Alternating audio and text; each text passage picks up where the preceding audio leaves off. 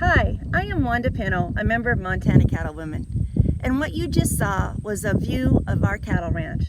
I thought what better way, since I could not be with you guys in person, than to come here and talk to you out in the middle of my cattle pasture.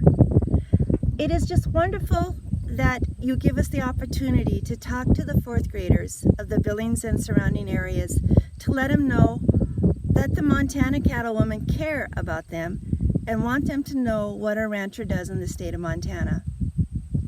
As a Montana Cattlewoman, we educate the adults about ways to cut beef. We educate the public on ways that we take care of our land, because if we did not, we would not have it. And it is something that we need year after year after year. So we are going to take care of our land so that we can use it. It's our viable.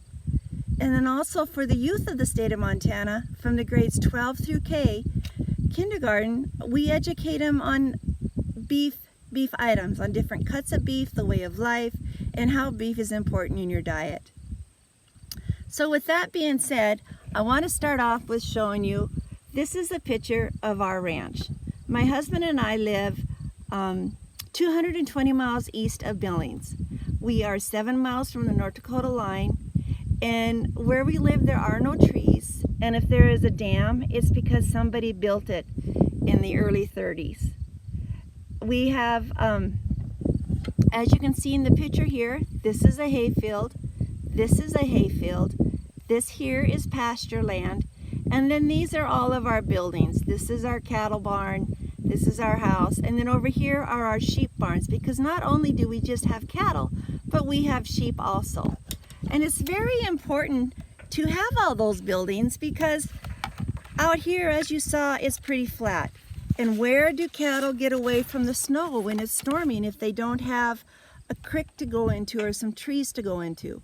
Because trees out here don't grow unless a rancher or a farmer plants them. They don't grow on their own, and it's very hard to get a tree to grow. So that is why I want to show you this picture.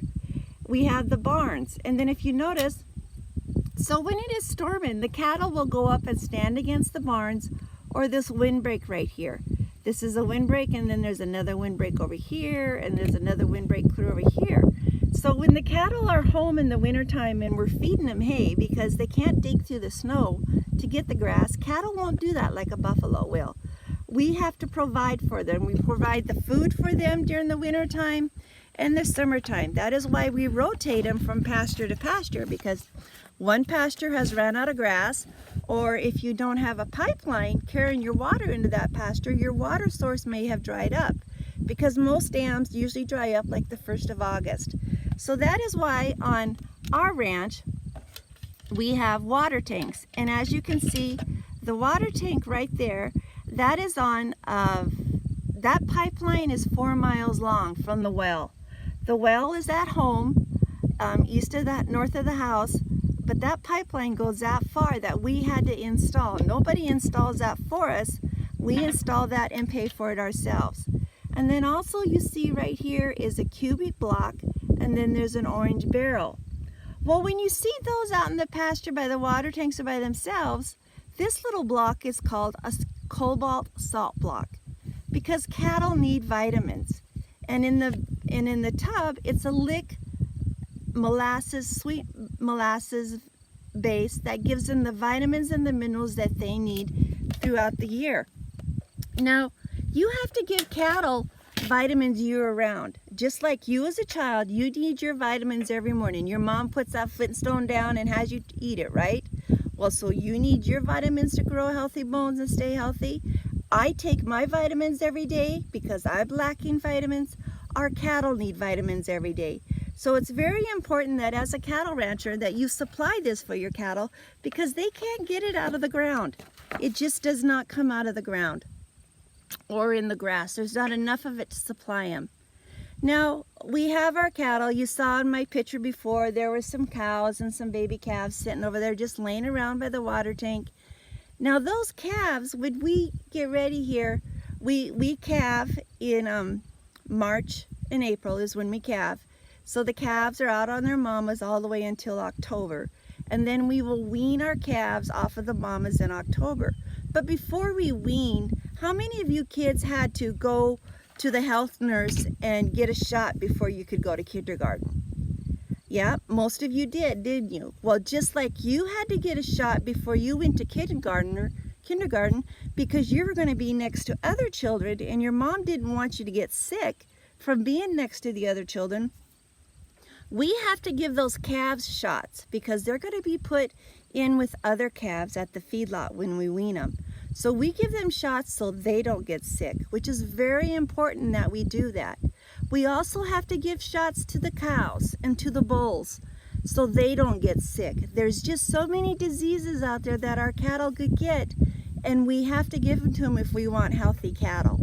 That is the difference between an antibiotic and a vaccination. An antibiotic is for a sick animal. A vaccination is for an animal you do not want to get sick. And it's very important as cattle ranchers that we do that. Now, when you saw the cattle in that picture I had, there were black and there were reds. Well, the first cattle in Montana come up from Texas and they were longhorns. But then the next cattle that most got introduced was the Hereford. The Hereford was one of the first cattle introduced to Montana, and at one time most of Montana was all Hereford. But nowadays, if you look in Montana, it's the #1 leading producer of the Black Angus seed stock. Now when I say seed stock, I'm talking about mama cows. Montana produces the best Black Angus seed stock in the United States. That's a pretty neat title to have. And we have a pretty large supply of them too. Now, as I was talking, we wean the calves in September. Now, when we wean these calves, they wean off either at between 600 and 700 pounds, right? So that is not ready for them to go to the processing plant. So they will go into a feedlot. And they will stay into that feedlot until May or June. And at that time, they will have gained enough weight to go to the processing plant. So they will weigh between 1,400 and 1,500 pounds to go to the processing plant. Now that is a pretty big calf if you look. But what I mean by processing plant, it's when they take the carcass and break it down into all of these cuts. You have the chuck, the rib, the loin, the sirloin, the round, the shank and the brisket, and then the other. And the other is where we get our hamburger and that other and the other stuff out. But if you notice up here, this is the carcass. This is what it looks like when it's been processed and it's hanging on the rail at the plant. And when I say that it's been processed, that means they do not throw anything away. As you will learn after my talk about beef byproducts, they use everything from the tip of the nose to the tip of the tail. Everything on that animal is used for something. And you will be surprised how many beef byproducts that you used this morning just to get ready to come to school today. But with that being said, when we talk about the nutrition in beef, we're talking about just a 3-ounce serving. Now a 3-ounce serving is just the inside of your hand. That means a beef patty would fit in there, or it's a piece of beef the size of a deck of cards. That is a 3-ounce serving. Now from a 3-ounce serving, you get all of these big 10 vitamins. But the most important ones I want you to remember today is ZIP, zinc, iron, and protein. Zinc and iron and protein give you so much you need as a child growing up. Say, do you play baseball, soccer, basketball, football? Do you dance? Are you in ballet? Are you on a swimming team? Before you go to any of those activities, you need to have a good meal.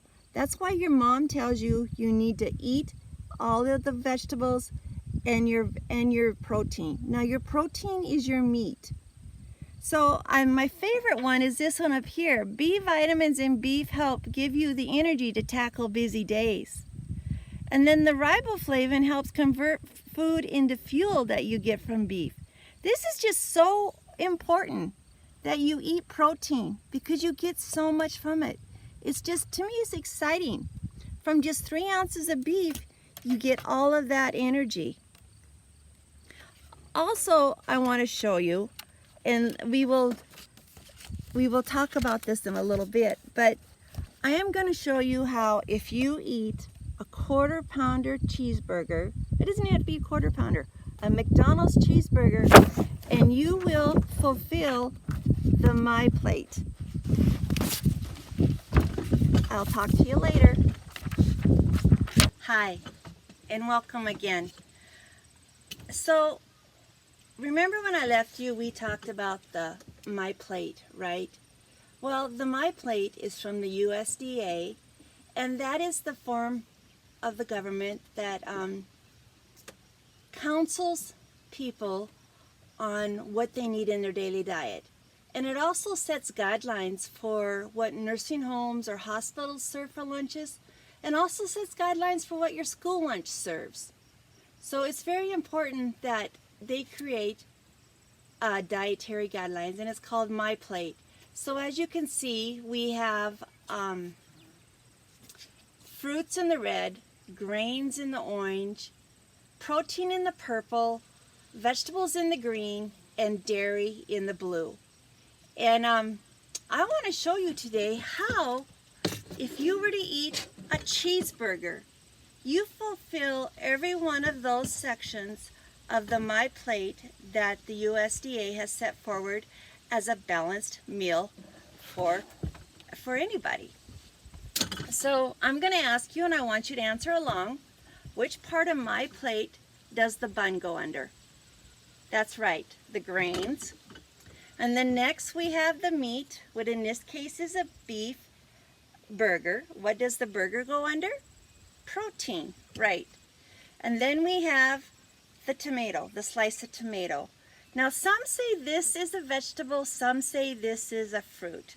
But today we're going to say it's a vegetable because it's on a burger. You don't eat fruit on a burger. And then next we have the pickles, and they're just to add flavor. They're not on the dietary My Plate, but they just add flavor to our burgers.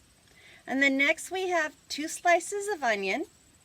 So now the onion we're going to call a vegetable because it is used to cook to enhance foods, and if you eat it, it has a lot of good value to your body too.